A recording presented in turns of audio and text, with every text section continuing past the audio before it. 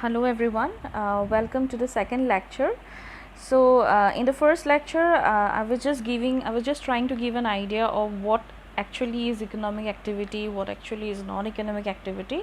In today's lecture, again we are going to cover what are the different types of economic activities, the features of economic activities, the what is the different type of non-economic activities features. So let's start with what are economic activities. So economic activity, as I've already mentioned, it is a kind of activity of providing or making, buying or selling commodities or services by people to satisfy day-to-day needs of life. So any activity that includes manufacturing, distributing or utilizing products or services, that is an economic activity. So in fact, whatever that involves money or the exchange of products or services are economic activities. The three types of economic activities here are business, profession and employment. So let us first start with business. So this economic activity provides goods and services to satisfy human needs on a daily basis with the aim of earning profit. Okay, so business is, it's a kind of economic activity that involves, the use of resources for the satisfaction of immediate human wants. It is concerned with the transfer or exchange of goods and services, production of goods and services for personal consumption also, or to sell them to the consumers and in exchange to earn money, right?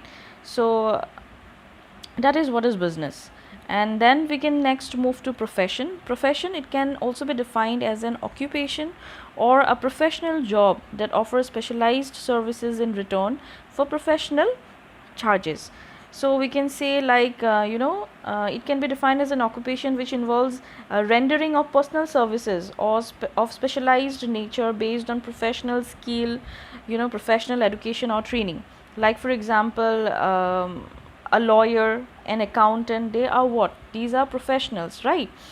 They have some certain skills, and when they are providing their skills or helping someone to learn new things using their skills, they are paid for that, right? So that is also coming under economic activity, because they are providing services, they are providing knowledge to the people who wants to gain knowledge, but in return they are paid for providing the knowledge, right? So that also falls under economic activity. The profession of teaching also, a teacher, he is also he is a teacher by profession.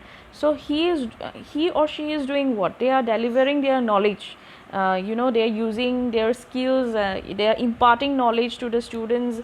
So what they are doing, they are providing you with service, providing the students or providing anyone who want to learn with service, but in return they are paid for that. So that falls under economic activity only. Okay, then employment. The activity is based on a contract between the company and the employee. Here the employee performs duties for the company and are paid. Like anyone engaged in any kind of organization, they will work for the organization. They are not working for themselves, right? Whatever work they are doing for the organization, but in return the organization is paying them for their serving the organization, right? So that is also falling under economic activity. So anything which which involves money in return, you are doing something, in return you are getting money. Okay, so that is economic activity. So features of economic activities, first is earning motive. Definitely you are providing something, you are providing by business you are providing goods and services, by profession you are imparting knowledge, or a lawyer is helping his client to solve his case. Whatever he is doing, he is always having the motive of earning money, right? Then utility creation, again the same thing, you are converting the raw materials into finished products. Then satisfaction, you are earning money, means what? You are able to satisfy your needs. Then measurement. Next is what are non-economic activities. So non-economic activity is an activity which is performed with the purpose of rendering services to others without any consideration to financial gain. So here you are you are engaged in some kind of activities, you are performing some kind of activities, but in return you are not earning any money. Okay, so those activities which are initiated for personal content or to meet human sentiments are non-economic activities. So here are some examples of non-economic activities, as I've already mentioned, but still I'm going to repeat. Like free time activities, it only aims at acquiring pleasure in idle time. For example, you are doing whatever you like your hobbies, your painting, your singing. Then family commitment activities, this activity is dedicated and inspired by family. For example, a teacher education to her or his own child at home, and a doctor consulting his family. See, when a teacher is teaching his own child, he is not paid for teaching his own child, right? So that comes under non-economic activity. Okay, but when a teacher goes to a school, or a professor is teaching in a university, he is doing the same thing. He is imparting knowledge to his students, but for that he is paid. In that sense, it falls under economic activity. You're getting, right? Okay. Next is cultural and religious activities.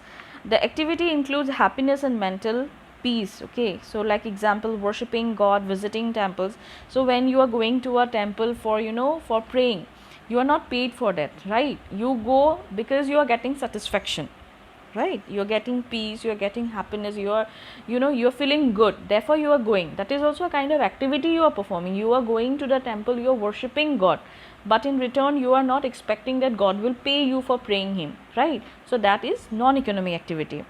Then social welfare activities, like it is based on passionate feeling of helping or sympathizing towards others, such as a donation to underprivileged, participation on relief camp to help people affected by war, natural calamities. So we can see this daily, right? Now when Assam was suffering from flood, the people who had the capacity to help, there were relief camps set up. Then the people who had the capacity to help, they were providing money to the poor people who became homeless due to flood, right? They lost their properties. So this is a kind of non-economic activity. For the purpose, they are getting self satisfaction by helping others. Any activity if you perform for getting self satisfaction or happiness or peace within yourself by helping others, that falls under non-economic activity. So these are the features of non-economic activity. Service motive, you are providing service. Self satisfaction, since you are providing service, you are getting a self satisfaction that yes, you are able to help someone, right? Non measured in money, it is not measured in money, because in return you are not taking any money from anyone for providing service, right? Then this is a kind of social obligation, a social responsibility towards the society as a human being. Okay, so this was all about today's class. So in the next third lecture, I will be just concluding these two lectures, that the previous lecture and today's lecture. So this is all for today. Thank you.